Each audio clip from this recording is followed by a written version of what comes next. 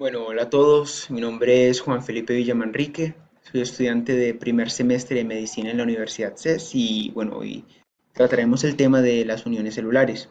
Antes de empezar con las uniones celulares como tal, vamos a explicar un poco de lo que es o de lo que son los tejidos y ciertas características. Bueno, entonces empecemos. Un tejido son grupos de células organizadas para llevar a cabo una o más funciones específicas.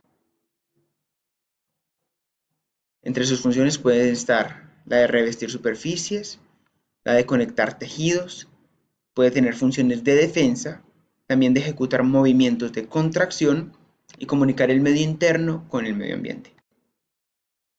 Tenemos cuatro tipos de tejidos: tejido epitelial, tejido conectivo, tejido nervioso y tejido muscular, y cuando se reúnen forman los diferentes órganos. En este caso, como vamos a hablar de las uniones celulares, nos vamos a concentrar en el tejido epitelial. Entonces, tenemos que decir que el tejido epitelial puede cumplir funciones de revestimiento, revestiendo cavidades del cuerpo y también formando las glándulas. Sirve de barrera, bloqueando el paso de algunas sustancias, y también hay que aclarar que tiene poco espacio extracelular y poca matriz extracelular, porque aquí logramos apreciar que las células están juntas. Aquí lo que les acabé de decir: poco espacio entre las células, poca matriz extracelular y reposa sobre una membrana basal, que en el otro video explicamos que esta membrana basal lo que nos hace es darle polaridad a la célula, a la célula, sí, ya que podemos entender que hay una zona apical y una zona basal.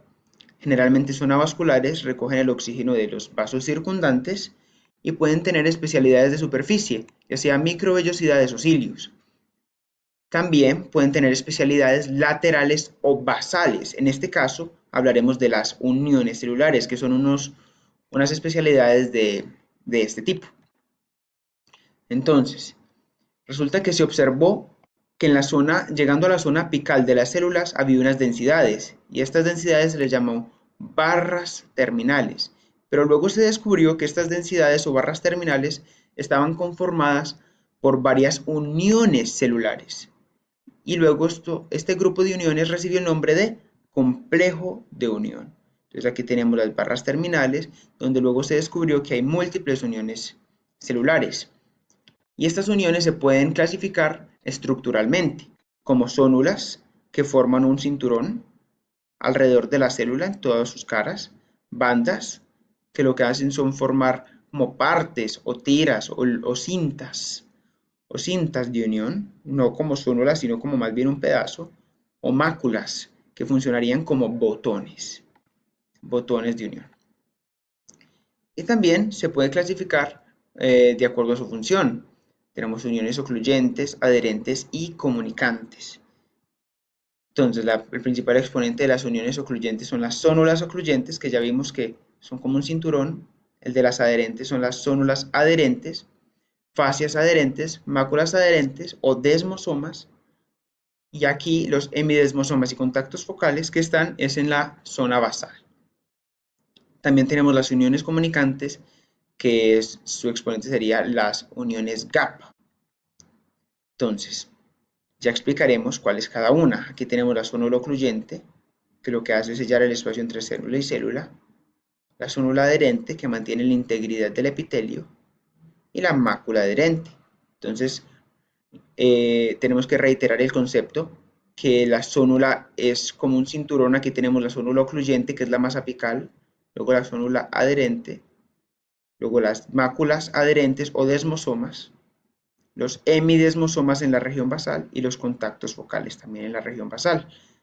Estos hemidesmosomas y contactos focales estarán asociados también a la membrana basal.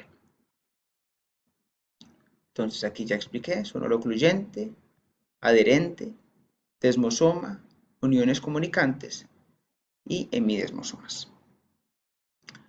La mayoría de uniones tienen tanto proteínas transmembranales como proteínas de placa citoplasmática, que la función de estas es relacionar las proteínas transmembranales con el citoesqueleto de las células. Entonces, hablemos ya de la zónula ocluyente, que la función de esta unión es sellar el espacio entre las células, regulando el paso de sustancias de una zona apical a una lateral por una vía paracelular. En su estructura tenemos que está compuesta por tres tipos de proteínas transmembranales: las ocludinas, las claudinas y las proteínas YAM. Las ocludinas forman cadenas alrededor de la célula, las cuales se anastomosan continuamente, ayudando a sellar el espacio. Y las claudinas se ubican entre las ocludinas, que cumplen una función de canales acuosos, dando permeabilidad a dicha molécula en algunos órganos. Y la función de las proteínas YAM es ayudar a ensamblar a la célula ocluyente. Aquí tenemos lo que acabo de explicar.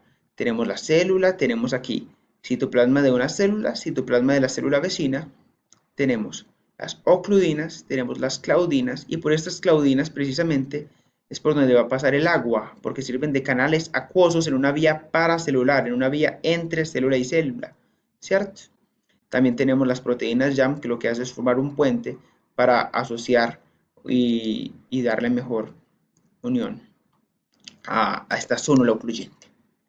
Aquí tenemos la proteína YAM, tenemos la ocludina, tenemos la claudina, y hay que hablar de las proteínas de placa citoplasmática, que son las proteínas zonulares 1, 2 y 3, que nos asocian precisamente estas ocludinas y claudinas con los filamentos de actina, ¿cierto? Aquí vemos cómo puede pasar agua por las claudinas a nivel paracelular, como lo explicamos previamente. Ahora sigamos con la célula adherente, que, como mencioné, mantiene la integridad del epitelio, ya que resiste a fuerzas de separación. Se asocia también, como la célula ocluyente, con los filamentos de actina. Está compuesta por moléculas de adhesión celular, ¿cierto? Entre las que están las caderinas, las integrinas, las selectinas y la superfamilia de las inmunoglobulinas. Ya vamos a explicar bien cada una. Aquí tenemos las caderinas, que son moléculas de adhesión celular dependientes de calcio, la superfamilia de las inmunoglobulinas, que tienen que ver mucho con el sistema inmune, las selectinas, que se pegan a carbohidratos, y las integrinas, que se pegan a proteínas de la matriz extracelular. Entonces lo que hacen estas uniones adherentes son mantener la integridad del epitelio, soportando fuerzas de tensión externas, eso sí. Hablemos un poquito de las caderinas, que dependen del calcio, ¿cierto? Y que tienen también, como habíamos mencionado, su placa proteica citoplasmática, que en este caso está formado por las cateninas, ¿cierto? Y la vinculina. Aquí tenemos también los filamentos de actina, como mencionamos, que están asociados a este tipo de uniones y bueno, y son dependientes de calcio, hay que recordar eso. Sigamos con las máculas adherentes o desmosomas. Son uniones en forma de botón que están abucados a nivel lateral. A diferencia de la zónula adherente, la mácula adherente o desmosoma está asociado con los filamentos intermedios y también soportan fuerzas de tensión. Sus proteínas transmembranales también pertenecen a la familia de las caderinas, pero reciben el nombre de desmogleínas y desmocolinas, porque no son caderinas normales, sino que son caderinas atípicas. Aquí vemos la parte transmembranal, desmogleína y desmocolina. Tenemos la placa proteica citoplasmática, que tenemos aquí a las plaquinas, ¿cierto? Desmoplaquinas o placoglobulinas, y los filamentos intermedios, que están asociados a este tipo de unión. Las uniones comunicantes están formadas principalmente por conexinas, unas proteínas que se llaman conexinas, y las conexinas se unen 6 de ellas para formar un conexón. Resulta que un conexón se forma en cada célula, y cuando se unen 2 conexones es que se forma la unión comunicante. Entonces tenemos que entender que aquí tenemos, este es un conexón a este lado, en esta parte de la membrana, un conexón que está formado por 6 conexinas, y de igual manera a este lado, y cuando se juntan ya forman la unión comunicante. Prosigamos. Hablemos un poco de las especializaciones de la región basal, que unen la célula a la membrana basal.